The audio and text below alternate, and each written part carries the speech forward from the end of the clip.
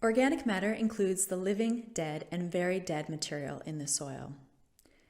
The active pool of organic matter is the freshest organic material, plant and animal residues that have just begun to decompose.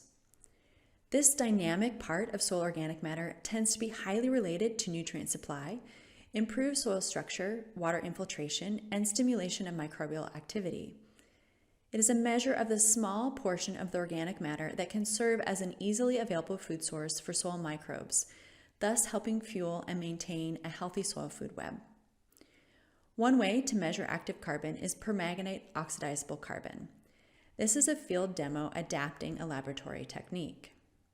First, you add 2 mL of permanganate to your vials.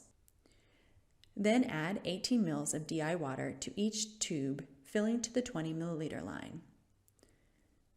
Then add 2.5 grams of air-dried sieved soil to each vial.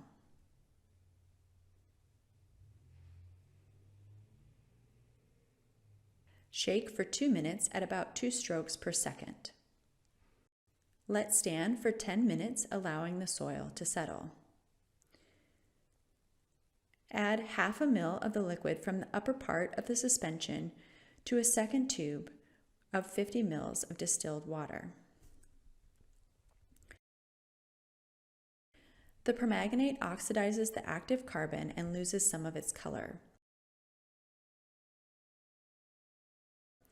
The more active carbon found in the soil, the more the purple color declines. This color change is measured with a spectrometer or a colorimeter. Here you can see that the orchard soil with more active carbon is a lighter pink color. Another measure of active carbon is the particulate organic matter in the soil. Here we have washed the soil through a series of screens and removed particulate organic matter. You can see that the soils with more organic matter additions have more particulate organic matter.